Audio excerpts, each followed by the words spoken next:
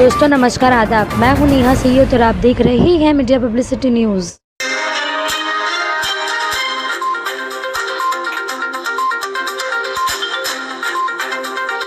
दोस्तों नमस्कार आदाब, मैं हूं आशिक अली सैयद और आप देख रहे हैं मीडिया पब्लिसिटी न्यूज़। एक और जहां देश में महिला सशक्तिकरण की बातें हो रही हैं, वहीं दूसरी तरफ महिलाओं के साथ में अत्याचार और व्यभिचार के मामले और भी बढ़ते जा रहे हैं। कुछ इसी तरह का मामला मुंबई के विक्रोली इलाके में आया है, जहाँ पर मशहूर समाज सेविका निखत सैयद के साथ में कुछ व्यक्तियों के द्वारा अपशब्द बोले गए हैं और उनके साथ में बदतमीजी की गई है। आइए जानते हैं इस मामले को उनकी जबान में। बताइए जी। अस्सलाम वालेकुम, मेरा नाम निखत सैयद है। मैं इंटरनेशनल ह्यूमन राइट कमीशन की मुंबई प्रेसिडेंट हूँ, लेकिन ये महत्व नहीं दे रहा है कि मैं प्रेसिडेंट हूँ या नहीं। सबसे पहली बात कि मैं एक महिला हूँ।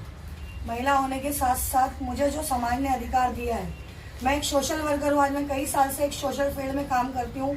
लोगों का अच्छा बुरा सब देखना हम लोग को आदत पड़ गई।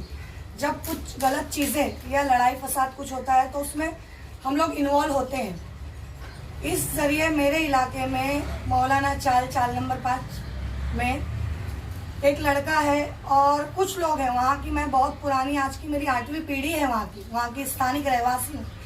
लेकिन वहाँ पे अभी ऐसा हो रहा है ना कि मुसलमानों के साथ में बदनज़री से देखा जाना, ये करना। जब फसाद हुए थे पुराने फसाद के बाद वहाँ के कुछ लोगों ने घर बेच कर चले गए, और जो अभी पुराने रहवासी है उनका बोलना ऐसा है कि मुसलमान अच्छे नहीं होते, और लोगों को समाज में भी यही दिखाया जाता है कि मुसलमान जहाती होते हैं, फसाद फैलाते। ये सच नहीं होता, मुसलमान फसाद फैलाने वाले नहीं होते। मैं जिस गली में रहती हूँ उसमें मैं और मेरे सिवा एक और लेडी रहती है। वो तो वहाँ की पुरानी 50 साल की रहवासी है, और मैं तो उस जगह पे 10 साल से रूम ली हूँ भाड़े पर। प्लस वो गली भी हम लोग के अंदर ही आती है, लेकिन वहाँ जो हिंदू लोग पूरे रहते हैं। हमको हिंदू मुस्लिम हमको करना नहीं आता, क्योंकि मैंने बताया ना, मैं एक सोशल वर्कर हूँ। मैं काम करते वक्त ये नहीं सोचती कि मेरे पास कौन हिंदू है कौन मुस्लिम है, मैंने कभी ये नहीं सोचा। पर वहाँ का एक बंदा है, वो एक ऐसे इंसान की गाड़ी चलाता है जो इंसान एक मंदिर का ट्रस्टी है। उसका पुलिस में बैकअप इतना अच्छा है, वो उसका एज इट इज ड्राइवर है। और 1 साल पहले भी कुछ हुआ तो उनके घर में कुछ भी होता है ना, पर्सनल रीजन, तो लोग क्या करते हैं, सबकी माँ बहनों को गंदी गंदी अश्लील गाली देना चालू कर दे। चाहे वो दारू के नशे में दे, पी के दे, वो कैसे भी, लेकिन किसी की माँ बहनें इतनी रास्ते में नहीं पड़ी।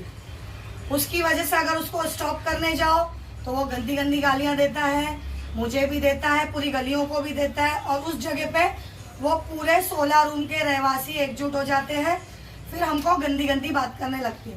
उसी तरीके से एक वारदात हुई थी। वहाँ का एक लड़का था रवि की कुछ मेरी उसकी वो हुई थी, झगड़ा होने की वजह से उसने मुझे मेरे गिरेबान पे कपड़े तक हाथ डाला था।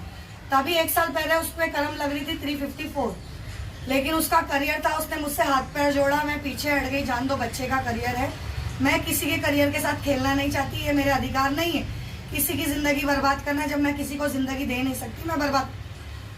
झगड़ा किसी और का हो रहा था, उसने ये आड़ लेके मुझे गंदे गंदे इतने बदकार अल्फाज बोला है कि मैं उस जगह को, वो चेहरे को फेस करना नहीं पाई। मैं सीधा पुलिस स्टेशन में गई। पुलिस स्टेशन में जाके मैंने वो बोला, वो कल का लड़का मुझे बोलता है कि मैं तेरे साथ, जो तू मुझ पे सच में झूठा केस बनाने गई थी, आज मेरे पास आ, मैं तुझे सच में करके दिखाता हूँ। तो मैं बोलती हूँ, मैं नारी शक्ति के लिए लड़ने वाली औरत। आप मेरे को देखोगे सोशल फील्ड में, मैं हमेशा नारियों के अधिकार के लिए, मान सम्मान के लिए लड़ने वाली। जब आज मेरा ही सम्मान खतरे में, प्लस मैं वहाँ रहने वाली, मैं 3 बच्चों को लेके रहने वाली। जो बोल सकता है वो कर भी सकता है।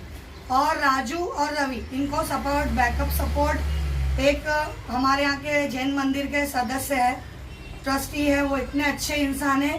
सिर्फ उनका बैकअप होने की वजह और भाजपा के कुछ कार्यकर्ता का सपोर्ट होने की वजह से ये लोग हमेशा बचते हुए आ रहे हैं। लेकिन इनकी जबान इतनी अश्लील जबान है ना कि इनके लिए सबकी माँ बहन है ना, पता नहीं क्या है। तो मैंने कानून में भी इसकी दरख्वास्त करी, मैंने FIR भी करी है उस लड़के पे।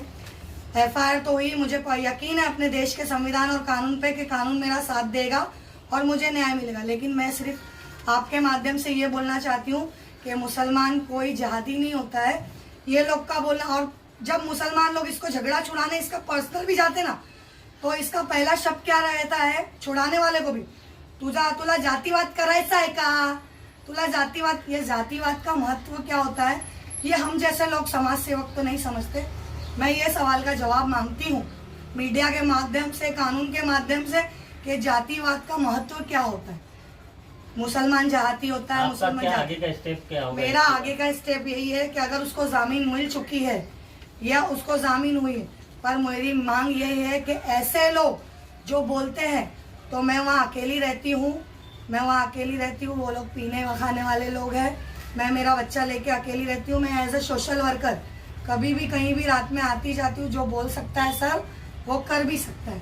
मुझे इस रवि के खिलाफ कड़े से कड़ी कार्रवाई चाहिए, रवि और राजू, क्योंकि जातिवाद करने का मतलब क्या होता है।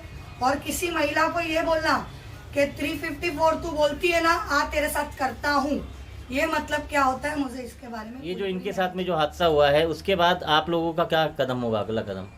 मेरा नाम डॉक्टर सैंड्रा डिसूजा है। मैं इंटरनेशनल ह्यूमन राइट्स की महाराष्ट्र प्रेसिडेंट हूँ। जो भी निखत के साथ हुआ है बहुत गलत हुआ है, ऐसे बहुत सारे लेडीज़ के साथ होता है, ये अन्याय अच्छा नहीं है। दूसरी बात ये है कि अभी हम लोग ने FIR किया हुआ है, पुलिस का काम है जो आगे कार्रवाई करनी है, लेकिन अगर पुलिस इसमें कुछ नहीं करते हैं तो हमारा जो इंटरनेशनल ह्यूमन राइट्स का जो एक चैनल है उसके द्वारा हम लोग इसका एक्शन ले लेंगे, और ये एक्शन जो भी होगा बहुत सख्त से सख्त इसके ऊपर हम लोग कार्रवाई करेंगे।